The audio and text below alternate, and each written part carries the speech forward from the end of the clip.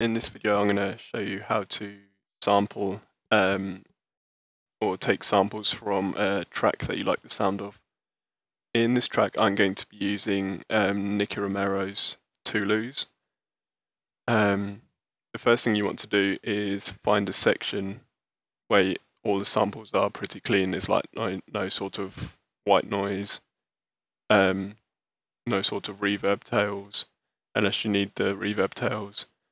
So I've picked a section where there's going to be there's the attack part of the kick, there's a clap that I like the sound of, and there's also a snare.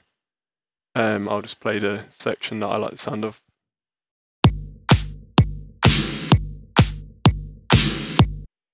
So once you've found the section that you like, the first thing to do is just to isolate that part of the audio.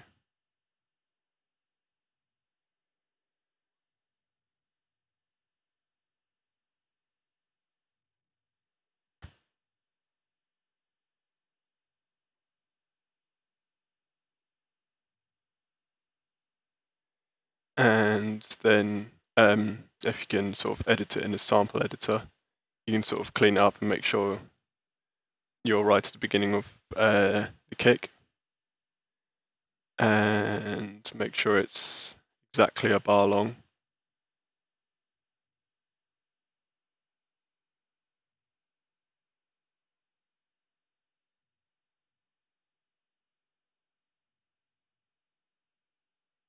There we go. So there's our 4-bar loop, or 4-bar loop, 1-bar loop.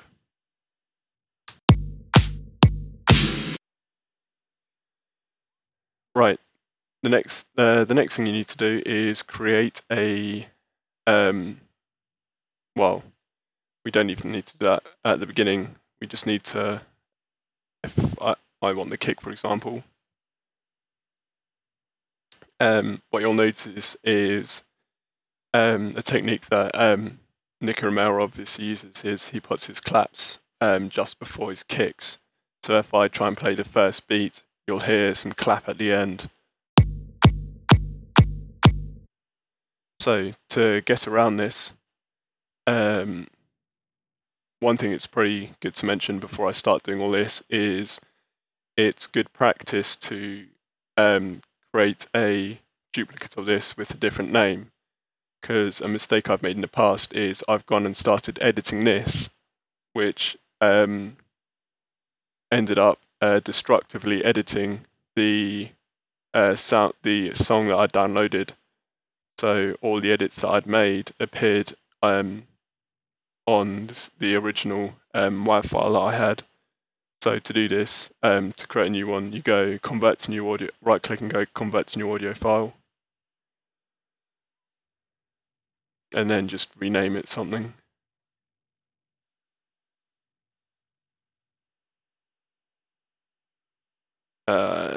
This is from when I actually originally took the samples from this track, so I'm just going to name it copy 2. Right, so now I don't have to worry about destructively editing the original. So to get rid of the clap, I'm going to create a new audio track.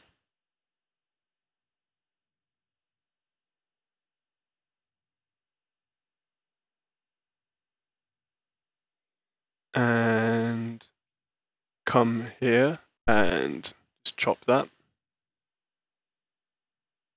and copy it down. Now what we can do is we can open up the sample editor and just go to the end and just adjust the length of the sample so it just comes to the end of the clap, or before the end of the clap rather, and you should get this. One thing to mention is I shouldn't have to do it here because I can't hear anything wrong with it. If you do this, sometimes you may get a small click at the end from where the audio stopped. So all you have to do to get around this is sort of drag a small part of the audio or highlight it, and then just create a fade out. and you can do this in other software, just using automation.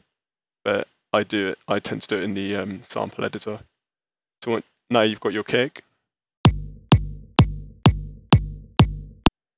The next thing you want to do, if you want to do it, is to get hold of the clap. One thing you will notice is the clap is obviously layered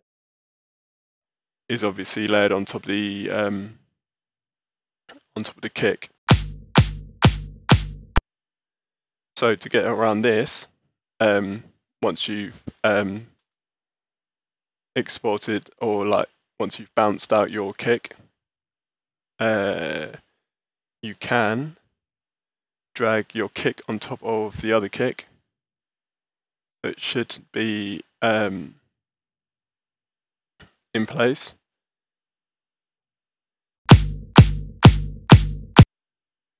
And what you do is, if you're using Logic,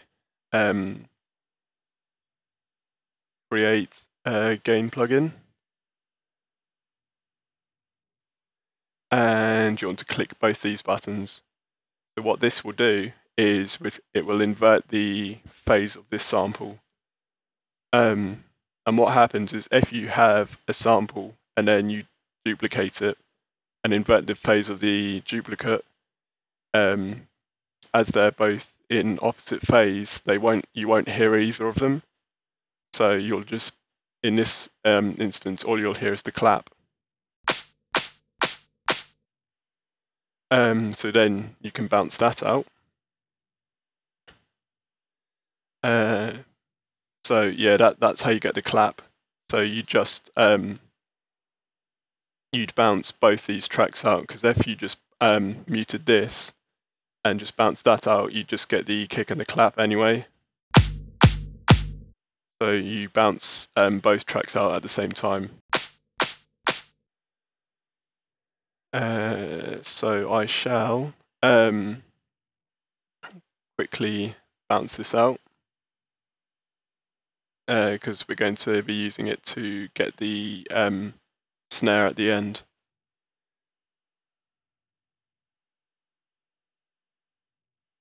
Actually, no, we don't need to do that, because we're going to, snare at the end has the kick, the clap, and the snare. So all we need is the kick and the clap as one.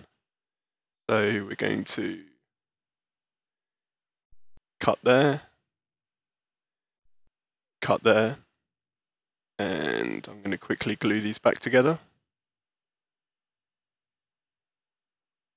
Right, so this is the sound that we're going after next.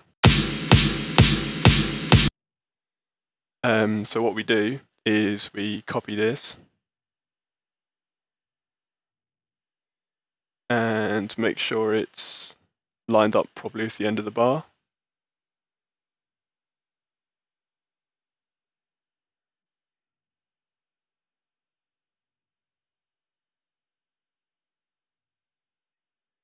That should be fine.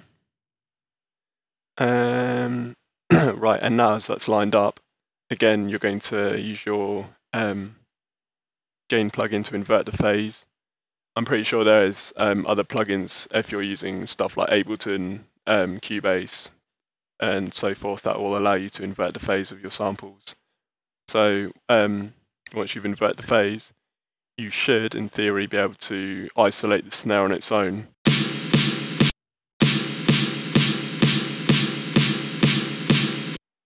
And then from there, you just bounce that out and you've got your snare.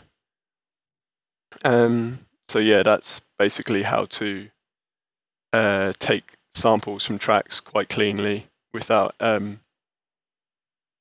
other samples like underneath. If you've got any questions on how to do this, or just in general, put a comment in the comment section, or send a message to my YouTube inbox.